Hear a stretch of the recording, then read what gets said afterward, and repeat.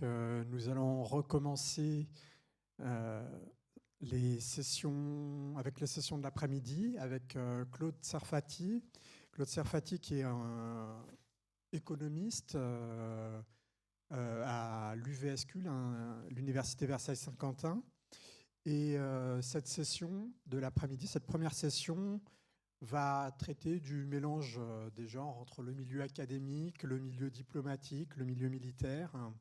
Euh, Quel est l'intérêt et quel risque éventuel de ce mélange des genres. Donc, vous pouvez commencer. Merci aux organisateurs et à Julien Gargani en particulier pour m'avoir invité. J'apprécie beaucoup cette recherche de discussion transdisciplinaire et en particulier entre ce qu'on va appeler les sciences de la nature et les sciences sociales. Le compartimentage a été souvent extrêmement dur, en économie en particulier, le règne de l'économie comme une science aussi exacte que les sciences de la nature a eu des effets dévastateurs justement sur la recherche. Et je pense que c'est une occasion d'essayer de remonter le courant dans l'autre sens. Alors, le plan de ma présentation, c'est celui-là. En gros, quand même, en deux parties, si vous voulez, derrière ces points. D'une part, un peu ce qui s'est passé et ce qui a été interprété du passé. Et puis, quand même, j'ai voulu consacrer une part importante, presque la seconde partie, si vous voulez, aux mutations profondes qu'introduit l'intelligence artificielle dans l'organisation des relations technologies militaires civiles, dans les systèmes militaro-industriels, etc.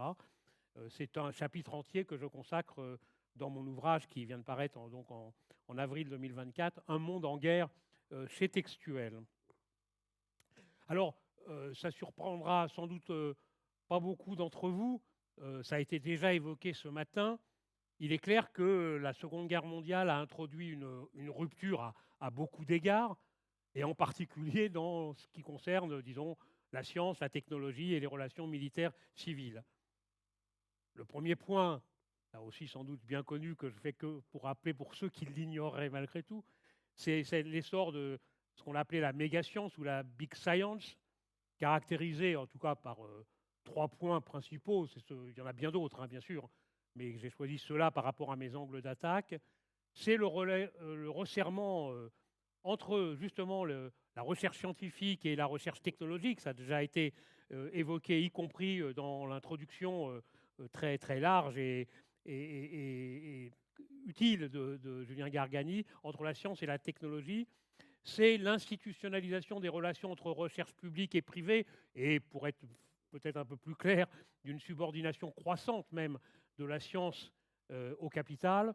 Et enfin, c'est l'essor des grands projets technologiques inspirés du Manhattan Project, hein, plus de 40 000 scientifiques et techniciens travaillant pour ce projet sur plusieurs dizaines de milliards de dollars, qui a guidé les politiques technologiques qui sont mises en place, on pourrait presque dire créées d'une certaine manière, après la Seconde Guerre mondiale. Hein.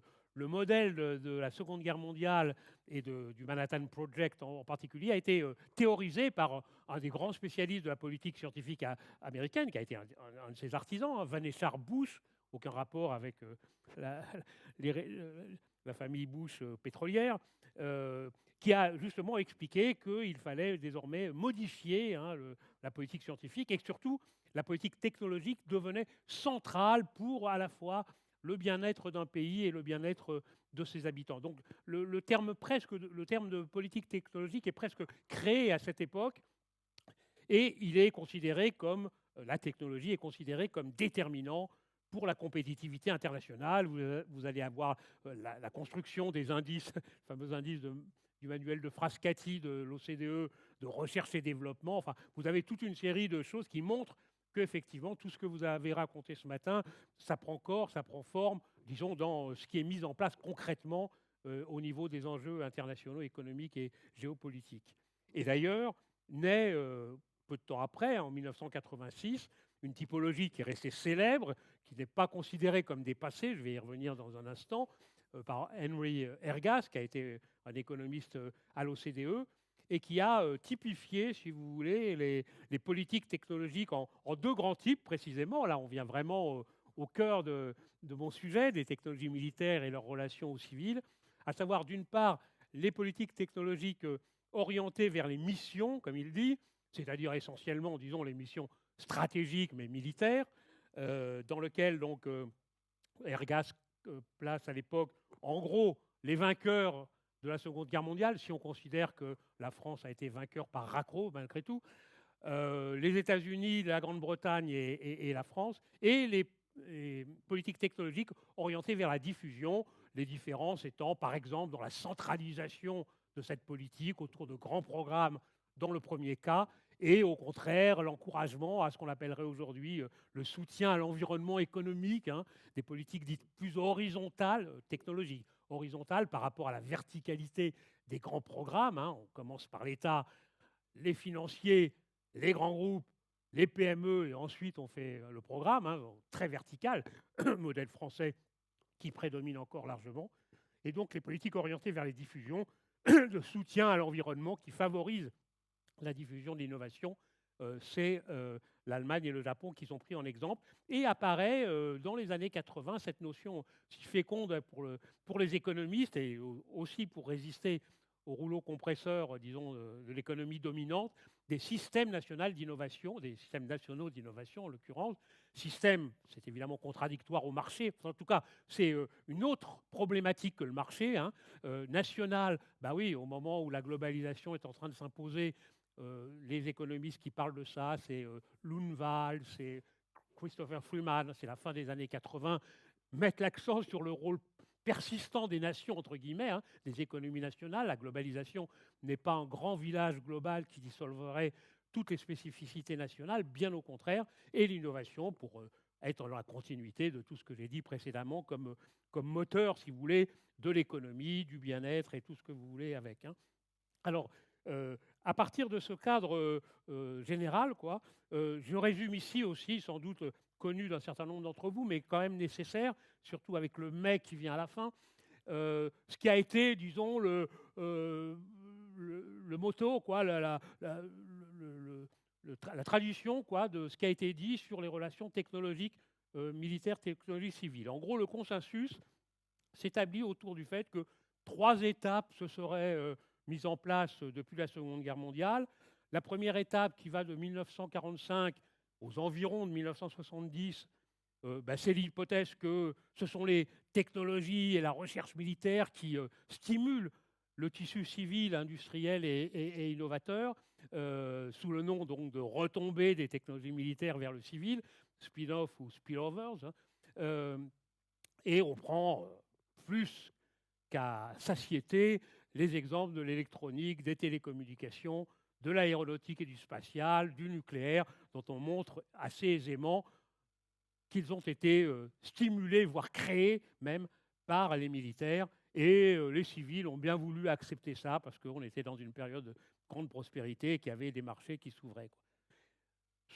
Cette première étape, elle est considérée, et je parle bien d'un consensus hein, ici, à part un noyau étroit auquel Benoît a déjà fait allusion ce matin, d'un cercle restreint de Français qui continue à s'obstiner sur la validité de cette première période. Mais à part ça, à l'échelle internationale, scientifique comme politique, il est admis que ce sont les flux inverses qui se sont produits à partir des années 70, on va dire jusqu'aux années 2000-2010, enfin début des années 2010, c'est-à-dire que l'innovation civile, la recherche civile, a pris progressivement le pas sur le militaire dans un processus de spin-on ou de spin-on ou de spin-in. Et les exemples archétypiques qui sont pris sont évidemment l'essor de la Silicon Valley qui explose, disons, à partir des années 70-80, et le capital risque, les marchés de capitaux risques. Je reparlerai un petit peu tout à l'heure à propos de l'intelligence artificielle, qui sont très importants. Hein. L'idée, c'est que le financement de l'innovation est assez spécifique parce que les banques sont frileuses, les marchés financiers en général, les bourses sont frileuses. Hein. On ne va pas toujours prêter à l'entrepreneur schumpeterien, surtout si on a lu Schumpeter et qu'il nous explique que les premiers innovateurs, c'est eux qui se cassent la figure les premiers. Donc un banquier qui a lu ça, il est effrayé. Et donc, il faut créer des marchés spécifiques qui vont être réservés, disons, à des gens riches qui vont financer en prenant des risques, en sachant que sur les 10 entreprises de capital risque qui le financeront. Il y en aura 3 qui péricliteront, 3 qui survivront et 2 ou 3 ou plus, hein, les proportions, ça ne fait pas 10 au total, c'est pas grave, ou pour lequel ça sera le bingo, donc Alphabet, Google, Microsoft, Apple et tout ce que vous voulez, quoi. Cette étape, donc, c'est l'étape du spin-in, disons, du dynamisme civil. Et puis, apparaît dans les années 2010, donc apparaît le terme de technologie duale en même temps que cette idée quand même, mais cette idée de technologie duale, elle prend vraiment corps encore plus fortement dans les années 2010, où on va nous parler d'intégration, c'est le terme américain, et fusion pour la Chine, j'y reviendrai dans la deuxième partie de ma conférence, une intégration, une fusion militaire-civile. J'essaierai de donner un petit peu la physionomie de ce que ça veut dire aux États-Unis et en Chine, mais en réalité, il y a très peu de différences. Je parle dans la sémantique. Les deux grandes puissances, et tous ceux qui veulent bien suivre derrière, sont convaincus qu'il faut vraiment resserrer les liens entre militaires et civils, qu'il n'y a plus proprement à parler de dynamisme d'un côté supérieur au dynamisme de l'autre. Non, c'est vraiment travailler en harmonie, si on peut dire, pour développer les innovations. Voilà à peu près le consensus qui s'est développé, et j'ai passé une petite partie de ma carrière universitaire à essayer de relativiser ça, en soulignant que l'histoire était un peu plus compliquée que ça, que si on regarde la période 1945-70, la valorisation, pour ne pas dire l'apologie, qui est évidemment généralement derrière, la valorisation du rôle de la recherche et de la technologie militaire dans la première période, en fait, elle existe, si vous voulez, quand on prend le problème du financement essentiellement. Et j'ai documenté dans plusieurs articles, en appuyant d'ailleurs sur des sources directes états-uniennes, bien entendu, hein, c'est l'exemple archétypique, j'y reviendrai dans mon deuxième point, qu'en réalité, je prends l'électronique comme cas emblématique, l'aéronautique est d'ailleurs assez différente, on pourrait y revenir, mais l'électronique est évidemment emblématique avec son surgeon qu'est l'intelligence artificielle aujourd'hui. Que les principales innovations, les 3 innovations majeures qui ont été le transistor, le circuit intégré et le microprocesseur ont été inventés, on peut dire, oui, inventés et mis au point par des entreprises qui étaient hors du système militaro-industriel, mais qui étaient financées par le Pentagone, pour la raison très simple que le Pentagone savait qu'il ne trouverait pas, parmi les gros contractants un peu bouffis du complexe, il ne trouverait pas les innovateurs dont il avait besoin.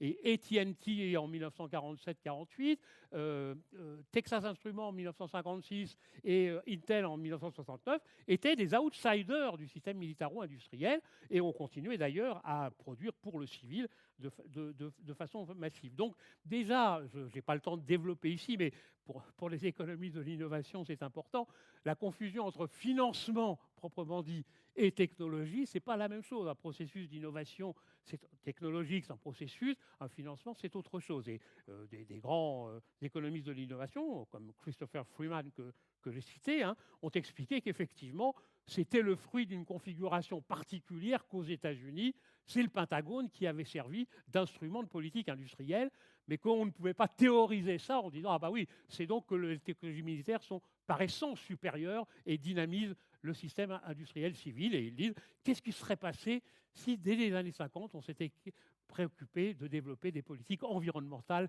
technologiques ?» Évidemment, ils écrivaient ça dans les années 90, ils savaient que ça ne s'était pas passé. La deuxième chose que j'ai documentée, là aussi en m'appuyant sur une large littérature américaine, mais avec un travail propre, j'espère, c'est que contrairement à ce qu'on a souvent dit, Internet n'aurait pas existé sans les militaires, qui est une formule compactée, disons, qui est ressortie dans tous les rapports parlementaires, en général pour ceux qui les suivent année après année, est une histoire beaucoup plus compliquée. Même chose, il est vrai que dès les années 60, début des années 60, la US Air Force a eu besoin de sécuriser ses réseaux, qui se multipliaient, donc elle avait besoin de les connecter, etc. Je vous passe l'histoire, je risque d'être trop long, mais elle est écrite, je vous donnerai les sources si vous en avez le désir. Mais en fait, très vite, on a vu que ce financement militaire, s'était heurté premièrement à la volonté d'élargir Internet, c'est-à-dire que le département de l'Air Force a essayé de maintenir le secret, et pour des raisons que vous pouvez comprendre, l'esprit libertarien qui existait encore chez les gens qui créaient dans les garages des ordinateurs, l'esprit, disons, de souci d'internationalisation des connaissances des universités, fait que très vite, cela n'a pas pu être contenu. Et très vite, d'ailleurs, l'armée a arrêté de s'intéresser à l'Internet pour continuer à garder son ARPANET, c'était le nom, disons, du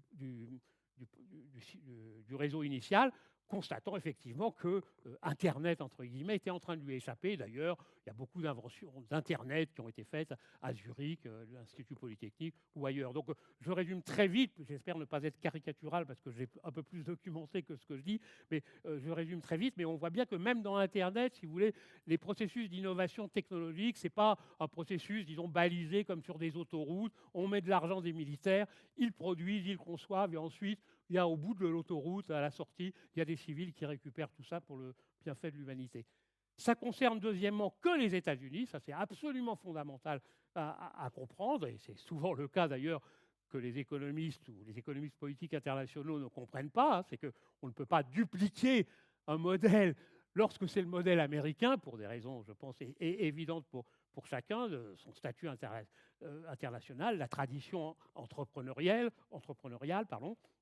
Et puis, troisièmement, si vraiment c'est les militaires qui ont tout fait pour, disons, introduire les technologies civiles dans les années 60, 70, 80 et même au moment, disons, des technologies duales, alors comment expliquer les performances de l'Allemagne et du Japon?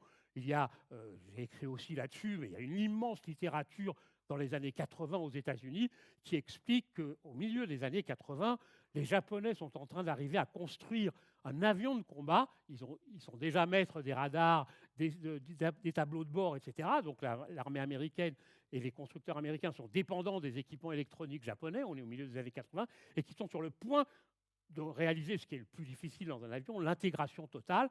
En fait, il va y avoir une bataille politique de la part de l'administration américaine pour que les Japonais ne le fassent pas. Les Japonais ont compris qu'ils avaient intérêt à ne pas le faire, bien sûr, mais en tout cas, ils ont inondé le marché de leurs produits automobiles et électroniques. Comment expliquer le succès d'Allemagne, deux pays qui ont eu la chance d'être défaits pendant la Seconde Guerre mondiale et donc développer complètement une politique orientée, entre guillemets, vers la diffusion et sans, disons, besoin militaire. Je ne dis pas que ces deux pays ne sont pas militarisés, hein. C'est tout à fait un autre problème. Je parle ici dans le cadre un peu étroit des relations technologie militaire civile. Comment expliquer qu'un pays qui a été béni des dieux, puisqu'il a développé des grands programmes stratégiques gaullistes, arrive au désastre industriel dans lequel il est aujourd'hui? C'est un des objets du livre que j'avais écrit en 2022, l'État radicalisé. Hein, et malheureusement, enfin ça je l'écris depuis plusieurs dizaines d'années, malheureusement il suffit de voir les résultats aujourd'hui pour constater qu'un déficit, je donne ça simplement pour les non-économistes et pour avoir quelques billes de votre part, quoi, un pays qui affiche un déficit commercial de 120 milliards d'euros dans les bonnes dernières années et un excédent commercial d'armement de 4 milliards, cette confluence des chiffres devrait faire réfléchir, et c'est un processus évidemment dynamique et pas statique, hein, sur les dégâts et les désastres produits par les grands programmes technologie militaire sur le tissu industriel français, et plus précisément sur le tissu innovatif français. C'est un travail, un domaine sur lequel je continue à travailler à l'IRES avec des collègues. Ah, ça n'a plus l'air de marcher. J'ai dû faire une fausse manip. Non, j'ai plus la main sur la... J'ai plus la main sur la... Ni en bas, ni en haut. Alors, attendez.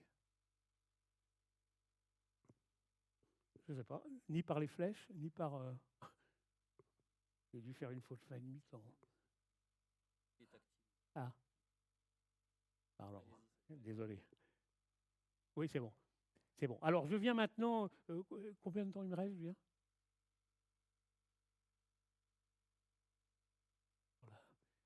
Je viens maintenant à la deuxième partie sur l'intelligence artificielle.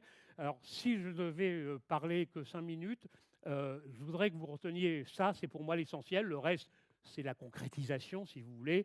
C'est que l'intelligence artificielle, à mon avis, Et là aussi, je consacre un chapitre entier du bouquin qui vient de sortir, Un monde en guerre, à cette question, hein, le rôle de l'intelligence artificielle dans l'ordre militaro-sécuritaire, modifie complètement non seulement la situation économique, géopolitique, internationale, j'en dirai deux mots, mais surtout la problématique qui nous intéresse ici, celle, disons, de la place des technologies militaires et des technologies civiles. Et j'énumère ici en espérant que derrière, il y aura, disons, plus de choses qui pourront être saisies par vous, quoi, hein, des caractéristiques, alors d'abord, pardon, des caractéristiques de l'intelligence artificielle qui est nommée une technologie à portée générale, hein, toutes les technologies ne se valent pas, et une technologie à portée générale, c'est en gros caractérisé par les 3 points que vous voyez, qui sont assez basiques, hein, si vous voulez, et sur lesquels je me permets de passer vite parce que ce n'est pas le plus important pour moi. Mais ce qui me paraît essentiel, c'est le deuxième point, c'est que c'est une technologie à portée générale, donc comme l'a été le charbon, première révolution industrielle, l'électricité, le pétrole, deuxième révolution industrielle, l'électronique, troisième, d'où la 4e révolution industrielle autour de la digitalisation des activités, en particulier des activités de production. On a beaucoup écrit à l'IRES avec ma collègue sur l'industrie 4.0 en France et en Allemagne, si ça vous intéresse, c'est en lecture publique. Hein. Il y a des caractéristiques spécifiques très importantes qui distinguent l'intelligence artificielle des précédentes technologies. Et ce n'est pas tellement au niveau technologie par elle-même, si vous voulez. Hein. C'est quoi? C'est d'abord qu'elle exerce un effet multiplicateur sur des technologies déjà existantes et émergentes. Ici, je fais référence, je ne suis pas historien, mais passionné, évidemment, cultivé un petit peu dans l'histoire, par ma conviction d'économiste que l'histoire ne reproduit pas des cycles, qu'elle ne se reproduit pas à l'identique, mais que, comme disent les théoriciens des systèmes et aussi les économistes de l'innovation, elle procède par processus cumulatifs, avec des effets d'irréversibilité, de bifurcation, etc. etc. Enfin, voilà, c'est ça qu'il y a derrière le premier trait d'exercer un effet multiplicateur, ce n'est pas moi qui ai inventé le terme, sur les technologies existantes et émergentes. Il y a une sorte d'accumulation, si vous voulez, hein, des processus technologiques qui, pour parler dans un langage un peu plus philosophique, finissent par faire passer du stade de la production quantitative à un passage qualitatif d'une situation. Deuxièmement, là, plus dans des choses concrètes et plus perceptibles par moi, elle est d'emblée développée dans des dizaines de pays. Je vous donne juste, à titre indicatif, surlignage n'a pas apparu, ce sont des dizaines de pays qui sont aujourd'hui engagés dans l'intelligence artificielle, comparé avec le pétrole, ou même encore plus avec l'électronique, où il y a avec les Américains et le militaire, ne parlons pas du charbon, où il y a avec l'Angleterre. Vous regardez dans le bas du tableau, mais c'est quand même les 20 premiers, vous avez l'Iran, vous avez l'Indonésie, vous avez la Turquie, vous avez la Fédération de Malaisie. Il s'agit là de pays qui sont... pardon, c'est le classement des top publications mondiales et citations mondiales. Je ne rentre pas dans le débat sur la bibliométrie, les effets, etc. Hein, mais on va accepter les données de Simago que vous avez vues. Hein, il y a 5-6 pays émergents, et j'en ai cité quelques-uns, qui sont dans les 20 premiers. Donc cette idée, enfin, ce constat d'une dimension internationale, c'est central. Plus encore central pour moi, qui me réclame d'une tradition d'économie politique, donc critique par définition, si vous voulez, elle est d'enjeu, l'intelligence artificielle, un enjeu de compétition économique et de rivalité géopolitique. Là, on sort des généralités. Ah oui, les technologies, ça a toujours servi à faire la guerre, etc. Non, non. Là, on voit immédiatement ce que signifie concrètement qu'une technologie soit, d'autant plus qu'elle est pratiquée par des dizaines de pays, pas forcément amicaux. Qu'est-ce que ça veut dire qu'une technologie soit d'emblée un enjeu de compétition économique et de rivalité géopolitique? Et puis surtout, je n'ai pas le temps de développer, mais pour moi, c'est un élément absolument fondamental de la situation présente, cette technologie, à mon avis, hein, mais elle est étayée par tous les rapports, y compris du FMI, etc., pas dans le même langage que moi, elle n'est pas capable, jusqu'à maintenant, je ne parle pas simplement de l'intelligence artificielle, je parle des développements technologiques de ces dernières années dans l'électronique, etc., elle n'a pas été capable jusqu'à maintenant d'enclencher un prétendu 5e cycle Kondratiev qui effectivement montrerait que la technologie, elle n'est pas simplement destructrice, elle est aussi créatrice. Pour l'instant, il n'y a pas ça, et il est évident que le contraste entre ce point et ce point, eh ben, c'est essentiel. Si vous avez une part du gâteau mondial, je parle de la richesse mondiale, qui croît à un rythme ralenti, et ben, les candidats qui sont autour pour manger cette part du gâteau, ils vont d'autant plus se disputer. Voilà ce que je voulais dire, disons, rapidement. Julien m'interrompra quand il voudra à partir de là. Le reste, c'est effectivement, disons, une illustration concernant l'intelligence artificielle. Elle est dominée par le duopole Chine-États-Unis, ce qui ne veut pas dire qu'il n'y a pas les 20 qui sont derrière. Je vais passer un peu rapidement, mais je pense que les diapos seront à votre disposition si vous le souhaitez. Vous voyez la croissance de la Chine, qui était par les publications précédemment, qui est là par le financement privé, mais là, le financement privé, vous voyez tout de même, c'est les États-Unis qui sont en haut, ce n'est pas très lisible, et c'est tout de suite après la Chine. Vous voyez que si en termes de publication, la Chine a désormais dépassé les États-Unis, en termes de financement privé, il n'y a pas de discussion possible. Les États-Unis restent les maîtres du capital risque. La Chine, les États-Unis continuent également à contrôler le développement des supercalculateurs indispensables à l'accumulation et à la digestion des données, qui sont la base vivante de l'intelligence artificielle. Vous avez les proportions, disons, des supercalculateurs détenus par quelques pays seulement. Et j'en viens maintenant à des modèles d'innovation différents je parle des États-Unis et de la Chine. Donc, notez que dès les années 60, le Pentagone considère que la technologie d'intelligence artificielle est déterminante pour l'avenir. Il lui faudra du temps pour passer à l'acte, mais vous voyez qu'il y a un côté précurseur qui est important.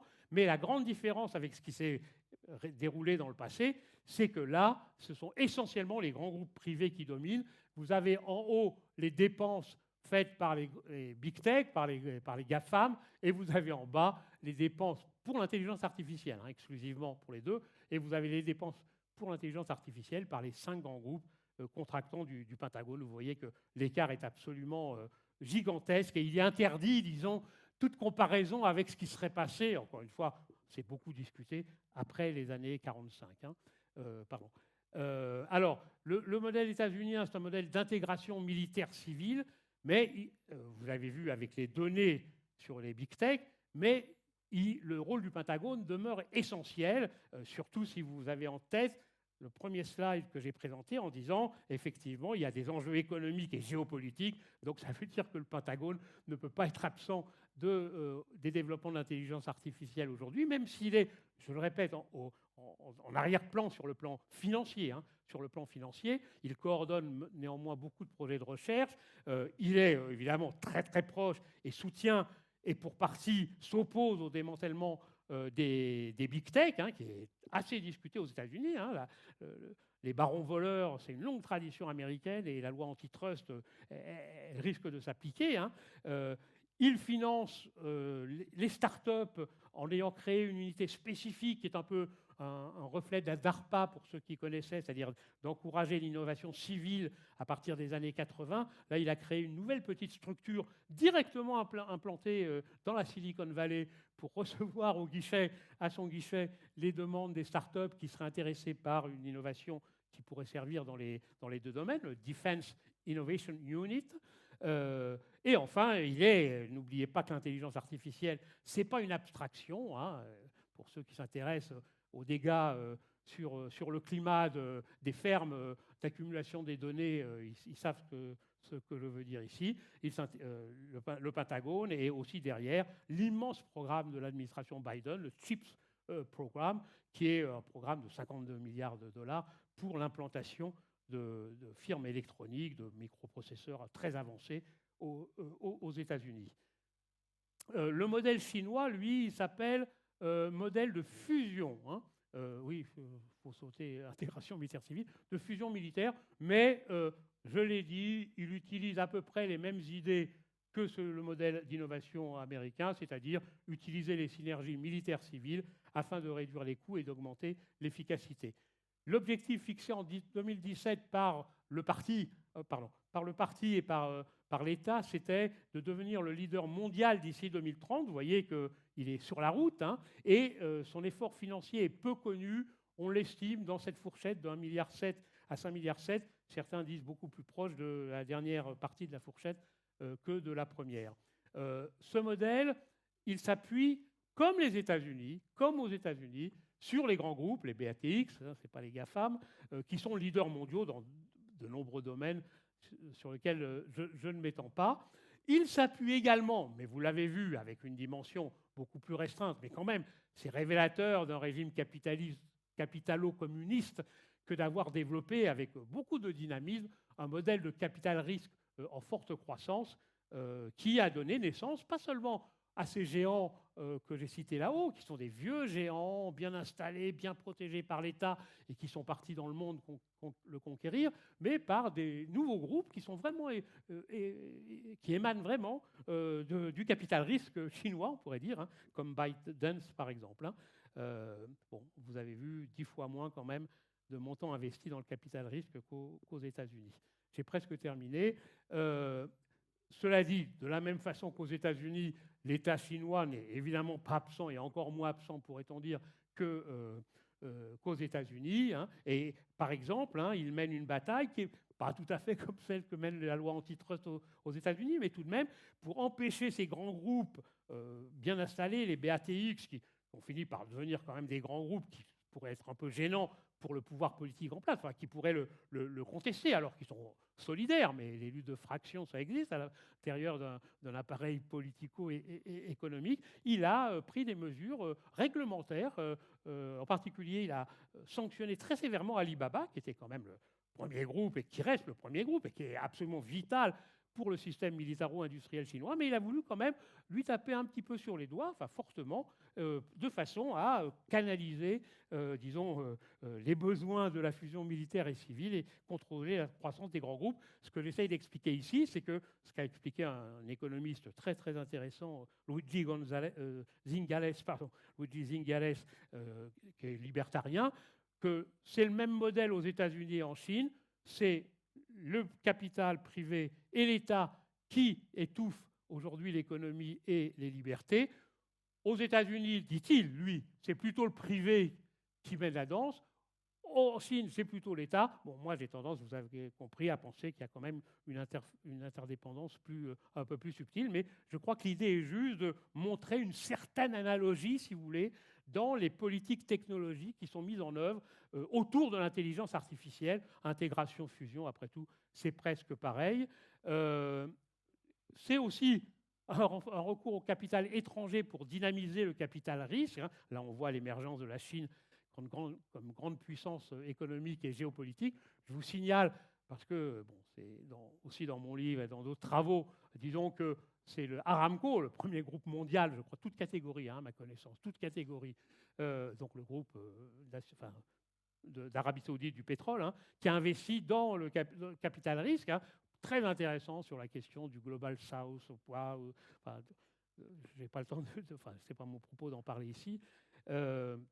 Et j'ai terminé, c'est mon dernier slide, hein, avec un titre un peu ambigu et volontairement ambigu, une interdépendance qui rapproche et éloigne. Elle rapproche parce que finalement, je pense que dans ces deux pays, je parle essentiellement des États-Unis et de la Chine, les modèles convergent sur l'intégration militaire civile et sur l'alliance gouvernement privé-public. L'internationalisation de la recherche est très avancée. Est-il possible aujourd'hui de clôturer les systèmes nationaux d'innovation au nom de la sécurité nationale, comme ça se fait, et ça va s'accentuer avec Trump, et comme ça se fait évidemment pour d'autres raisons en Chine? C'est une question très importante, hein, cette question d'internationalisation versus sécurité nationale. Et de la même façon, le technonationalisme est-il aujourd'hui en train de passer, disons, des technologies de la guerre à la guerre technologique?